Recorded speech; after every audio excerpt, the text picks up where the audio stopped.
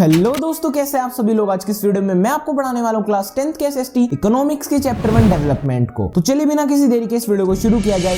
देश developed country बनेगा कैसे? हम इंफ्रास्ट्रक्चर निर्माण को देश की इकोनॉमी का ड्राइविंग फोर्स मानते हैं। इंडिया एक डेवलपिंग कंट्री है। सस्टेनेबल डेवलपमेंट से क्या समझते हैं? तो सबसे पहले जान लेते हैं कि डेवलपमेंट क्या है। तो आसान भाषा में मैं आपको बताऊं तो डेवलपमेंट का मतलब है ग्रोइंग एंड बिकमिंग बेटर। मतलब कि जो आप आज जिस लेवल पर हैं, अगर आप उससे और अच्छा हो जाते हैं और बेटर हो जाते हैं तो इसको आपकी डेवलपमेंट कहा जाएगा। एग्जाम्पल के साथ समझाता हूं। For example, half yearly exams के अंदर आपके 80% आए थे, वहीं पर अगर आप फाइनल एग्जाम्स के अंदर 90% ले आते हैं तो ये आपके लिए डेवलपमेंट है मार्क्स के फॉर्म में। तो डेवलपमेंट किसी भी फॉर्म में हो सकता है और किसी तरीके से भी हो सकता है। अब एक बहुत फेमस लाइन है, different peoples have different development goal. अब इसका मतलब क्या है? मतलब कि हर एक इंसान के अपने खुद के डेवलपमेंट गोल हो सकते हैं। जो एक इंसान के लिए डेवलपमेंट है वो जरूरी नहीं है कि दूसरे इंसान के लिए भी हो। अब आपको मैं एक एग्जांपल से समझाता हूं। तो मान लीजिए कि आप एक इंडस्ट्रियलिस्ट हैं और आपको एक फैक्ट्री लगानी है। अब फैक्ट्री लगाने के लिए आपको लैंड भी चाहिए होगा और इलेक्ट्रिसिटी भी। लैंड तो चलो आप खरीद लोगे, पर बिजली बनाने के लिए आप लोगों को डैम बनाना पड़ेगा और डैम बनाने के लिए आपको पानी का बहाव रोकना पड़ेगा, जिससे क्या होगा, वाइल्ड लाइफ जो होगी वो भी डिस्टर्ब होगी और वहां पे आसपास जो लोग रह रहे होंगे उन्हें भी उस जगह को खाली करना पड़ेगा। अब इसका क्या मतलब हुआ?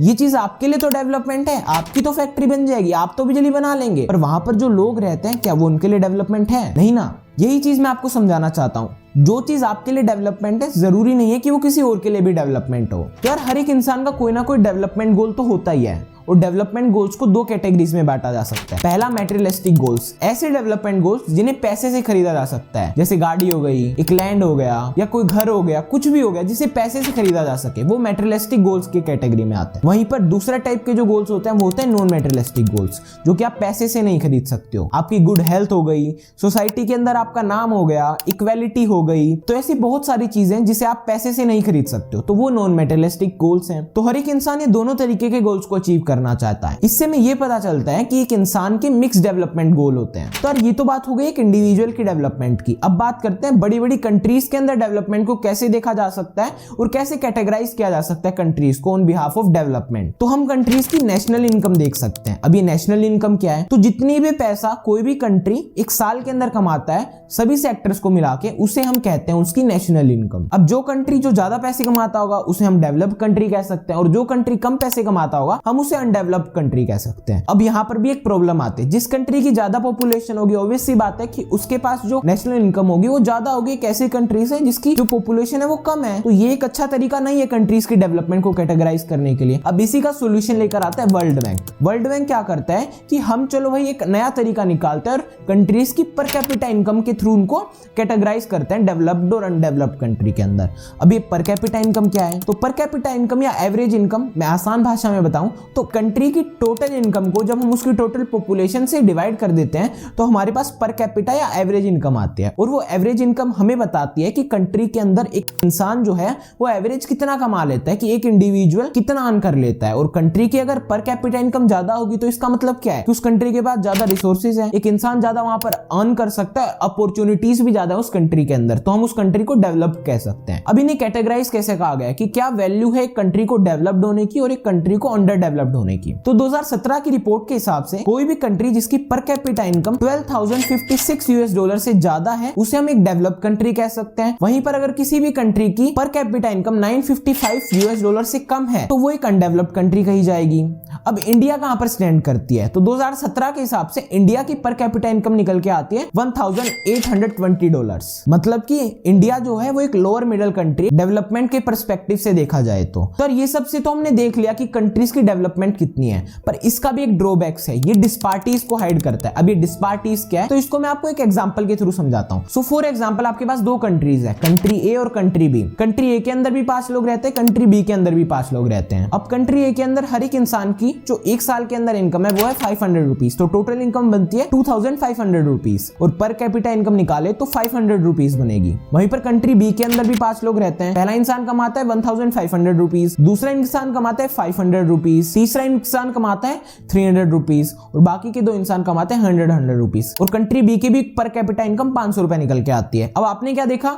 दोनों कंट्रीज की पर कैपिटा इनकम तो सेम है, पर क्या दोनों कंट्रीज के अंदर हर एक इंसान इक्वल कमा रहा है? नहीं यार, कंट्री बी के अंदर ऐसा नहीं है। कुछ लोग तो बहुत कम ही कमा रहे हैं और कुछ लोग बहुत ज्यादा कमा रहे हैं। तो इसी का मतलब डिस्पार्टीज होता है। मतलब कि जब एक सेक्शन सोसाइटी का बहुत ज्यादा अमाउंट ऑफ मनी अर्न कर लेता है तो उसे हम कहते हैं डिस्पार्टी, जो एक डिफरेंस आता है कुछ एलाइड क्लासेस के अंदर और कुछ गरीब लोगों के अंदर। तो ये एक बहुत बड़ा ड्रॉबैक है और इससे हम डेवलपमेंट को नहीं नाप सकते हैं। ठीक है, तो अब क्या किया जाए? अब कैसे कंट्रीज के डेवलपमेंट को हम मेजर कर सकते हैं? तो इसका सोल्यूशन लेकर आया UNDP, United Nation Development Programme. तो उसने एक प्रोजेक्ट पेपर निकाला जिसको कहा जाता है ह्यूमन डेवलपमेंट रिपोर्ट। तो इस रिपोर्ट ने 3 क्राइटेरिया सेट किए। सबसे पहले आपकी कंट्री के अंदर अच्छी एजुकेशन मिलनी चाहिए, दूसरा अच्छी हेल्थ फैसिलिटीज होनी चाहिए और अच्छी पर कैपिटा इनकम होनी चाहिए, जिसके बिहाफ पर आपको एक डेवलप कंट्री कहा जाएगा। और ये एक अच्छा तरीका भी है, हर एक एस्पेक्ट के थ्रू हम देख सकते हैं कि कंट्री डेवलप्ड है या नहीं। अब मैं आप लोगों को स्क्रीन के ऊपर एक टेबल दिखाने वाला हूं। इसके अंदर इंडिया और उसके आसपास की जितनी भी कंट्रीज हैं उनको कंपेयर करके दिखा रखा है। अब आप एक चीज नोटिस करेंगे कि बहुत सारी ऐसी कंट्रीज जिनको हम मानते कि यार ये अंडर डेवलप्ड है, वो इंडिया से भी अच्छे हैं बहुत सारी चीजों के अंदर। जैसे वहां पर अच्छा लिटरेसी रेट हो सकता है इंडिया से, वहां पर इंडिया से कम इन्फेंट मोर्टेलिटी रेट हो सकता है और ऐसे बहुत सारी चीजें जिनसे इंडिया से वो आगे हैं। इससे हमें क्या समझ में आया कि कोई कंट्री जरूरी नहीं है कि वो पैसे ज्यादा अर्न कर रहे हैं तो वहां पर अच्छी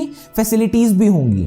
ये डिपेंड करता है कंट्री टू कंट्री। तो अब मैंने बहुत सारी ऐसी टर्म्स के बारे में बात की जो आपको नहीं पता होगी और जो बहुत ज्यादा जरूरी है अगर आप इकोनॉमिक्स पढ़ रहे हैं। पहले आती है लाइफ एक्सपेक्टेंसी। अब लाइफ एक्सपेक्टेंसी का क्या मतलब है? जब वो एक इंसान जब वो बर्थ लेता है तो उसकी एक्सपेक्टेड लाइफ क्या होती है कि वो कितना लंबा जिएगा, एक कंट्री की एवरेज कितनी है, यहाँ पर लोग कितनी एज तक जीते हैं, तो वो लाइफ एक्सपेक्टेंसी कही जाती है। तो अब बात करते हैं इन्फेंट मोर्टेलिटी रेट। अब इसका क्या मतलब है?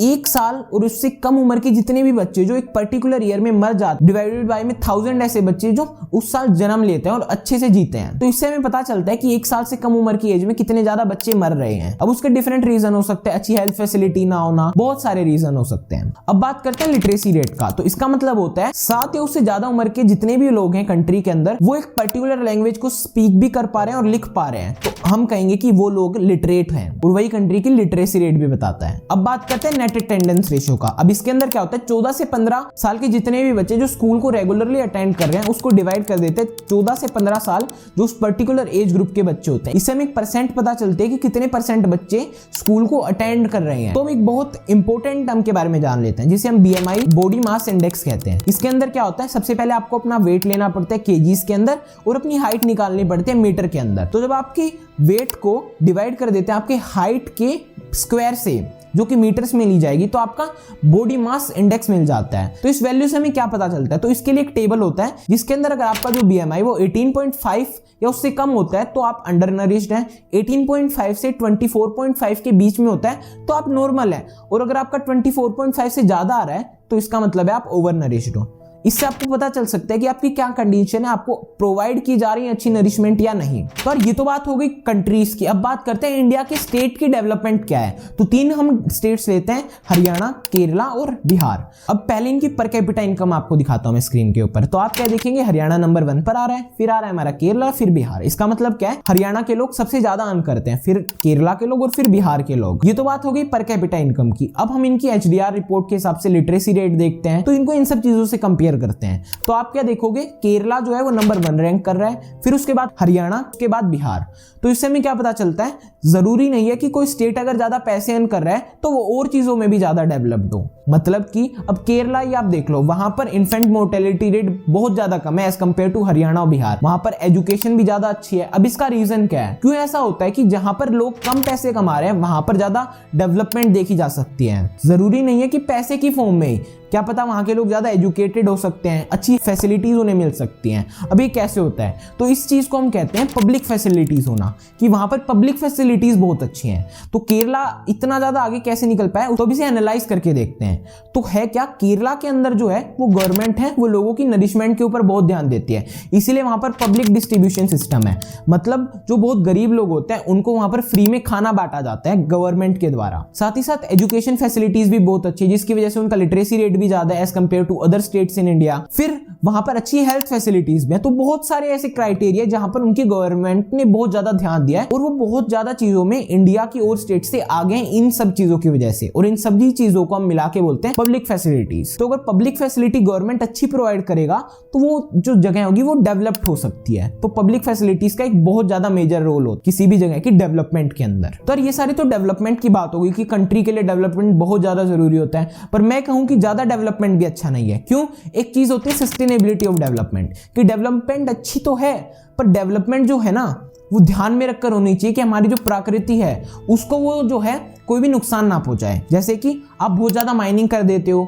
बहुत ज्यादा वाटर को यूज कर लेते हो या बहुत ज्यादा इलेक्ट्रिसिटी बना लेते हो, इससे होगा क्या, आपका जो इन्वायरमेंट होगा वो उससे इफेक्ट हो जाएगा। साथ ही साथ आपकी फ्यूचर जनरेशन के लिए भी ना बचे। ऐसा भी हो सकता है कि आप इतना ज्यादा यूज कर लो। तो इससे हमें क्या पता चलता है कि डेवलपमेंट तो अच्छी है पर एक प्लान तरीके से रिसोर्सेज को जब यूज किया जाए तभी।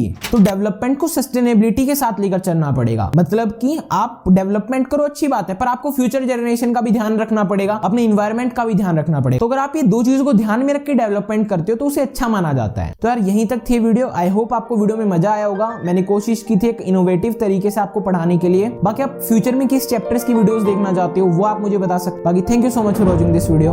मिलते हैं किसी दिन किसी और नई वीडियो के अंदर। तब तक के लिए टाटा बाय बाय।